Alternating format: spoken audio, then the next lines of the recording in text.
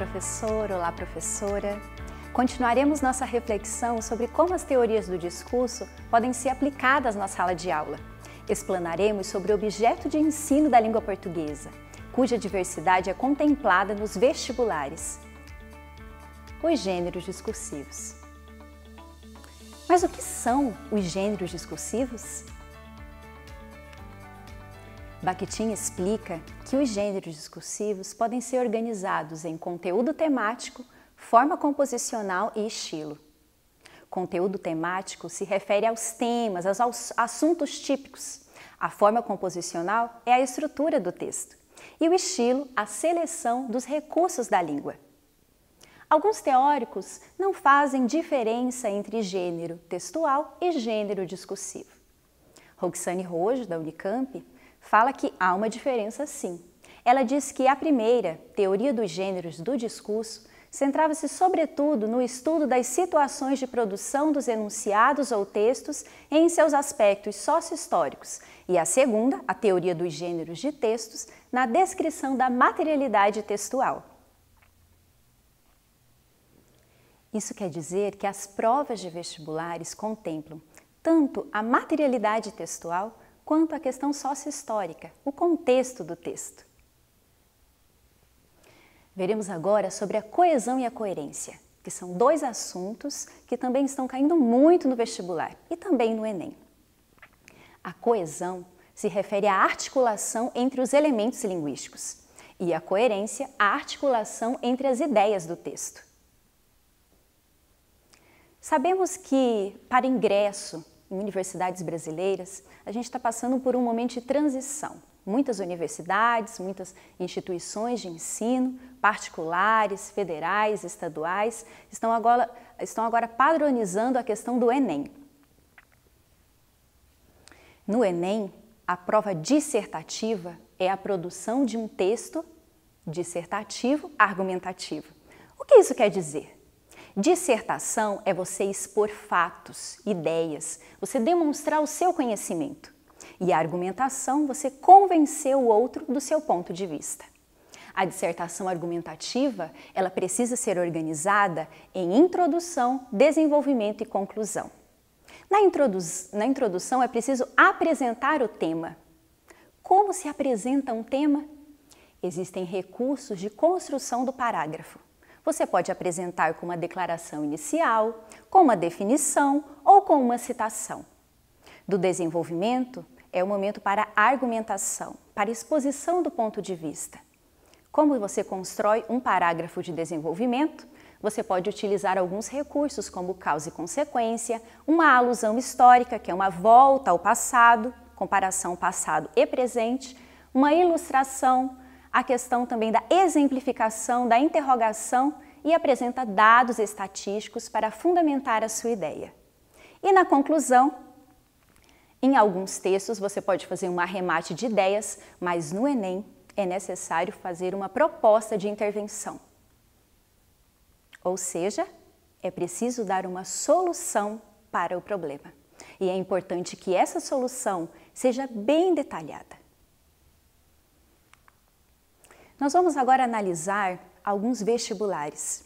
Pensaremos sobre o tratamento didático da língua portuguesa e como o encaminhamento da análise de um texto pode contribuir com a constituição da criticidade e da reflexão dos alunos. Vamos analisar 5 vestibulares de uma instituição de cada região brasileira. Lembramos que muitas instituições de ensino superior não elaboram mais vestibulares, usam a nota do Enem para ingresso dos candidatos. Da região Norte, analisaremos o vestibular da Universidade Federal do Pará. Na região Nordeste, a Universidade Federal de Pernambuco. Na região Centro-Oeste, a UNB, a Universidade de Brasília. Da região Sul, analisaremos o vestibular da Universidade Federal do Paraná. E na região Sudeste, o vestibular da Unicamp, Universidade de Campinas. Sobre o recorte na coleta e análise, os critérios para selecionar essas instituições, explicamos que todas elas são instituições de ensino superior, instituições federais, e recortamos o seu vestibular, analisaremos as questões de 2015 e 2016. Lembramos que a Universidade Federal do Pará já adota o Enem, mas até o ano de 2016 realizou um vestibular especial para ingresso no curso de medicina. A partir de 2017, adota-se agora o Enem para todos os cursos. Começaremos analisando o vestibular da UNB, representante do Centro-Oeste. A proposta de redação da UNB solicita a escrita de um texto expositivo argumentativo. O tema do último vestibular foi Guerra, derrota para a humanidade. E a proposta traz algumas solicitações. Considerar os textos prévios como motivadores, respeitar o limite máximo de linhas, 30 linhas, e abordar sobre os seguintes aspectos nos argumentos: motivações para as guerras, o impacto da evolução do conhecimento nas guerras e a guerra como derrota para vencidos e vencedores. Em relação aos textos motivadores, traz alguns textos para que o aluno possa ali se inspirar no momento da escrita. O primeiro texto é um conceito, um verbete conceituando o que é guerra, que é do Dicionário de Relações Internacionais. O segundo texto traz uma argumentação sobre a história das guerras. E o terceiro texto, uma letra de música que aborda sobre o tema. Como o aluno pode desenvolver essa redação?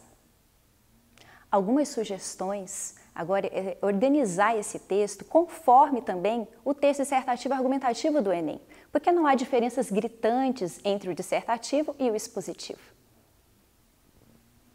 Na introdução, por exemplo, ele pode começar com uma definição, uma conceituação sua.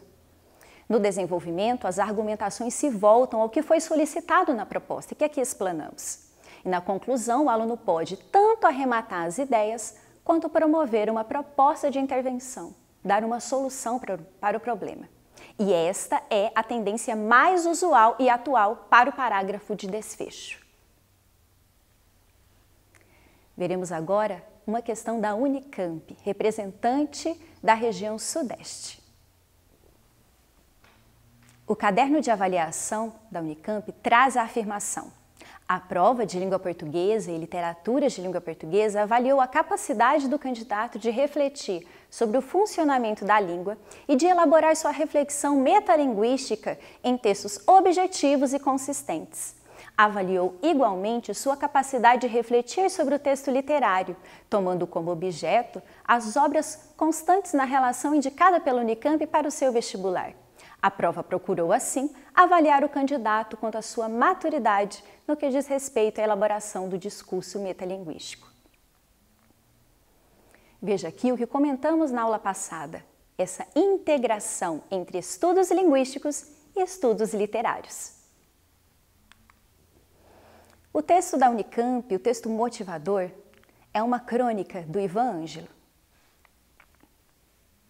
Noite de autógrafos. A leitora, vistosa, usando óculos escuros, num ambiente que não eram necessários, se posta diante do autor sentado do outro lado da mesa de autógrafos e estende-lhe o livro, junto com uma pergunta: o que é crônica? O escritor considera responder com a célebre tirada de Rubem Braga: se não é aguda, é crônica, mas se contém, temendo que ela não goste da brincadeira. Responde com aquele jeito de quem falou disso algumas vezes.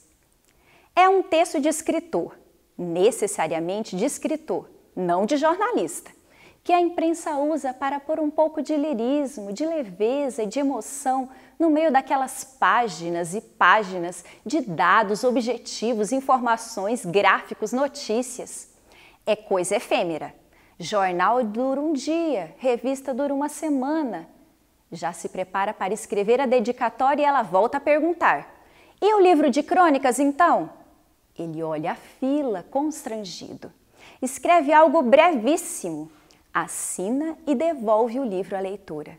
Ela recebe o volume e não se vai, esperando a resposta. Ele abrevia, irônico. É a crônica tentando escapar da reciclagem do papel. Ela fica com ambição distante, pretensiosa, quer status literários, ou então pretensioso é o autor, que acha que ela merece ser salva e promovida. Mais respeito, a crônica é a nossa última reserva de estilo. Encerra-se a crônica com esse enunciado dessa ávida leitura. Veja como esse texto do Ivan Ângelo oferece muitos itinerários, muitas sequências, muitas possibilidades de análise. A Unicamp, entretanto, centrou a sua proposta dissertativa em uma questão sobre o funcionamento da linguagem. Em relação aos itens, os itens A e B. A pergunta, na verdade, é uma só. É sobre quais são os mecanismos linguísticos, os recursos da língua empregados nesse texto. A pergunta da leitora incide sobre uma das características do gênero crônica mencionadas pelo escritor. Explique que característica é esta. E o item B, explique o funcionamento da palavra então na pergunta em questão, considerando o sentido que esta pergunta expressa.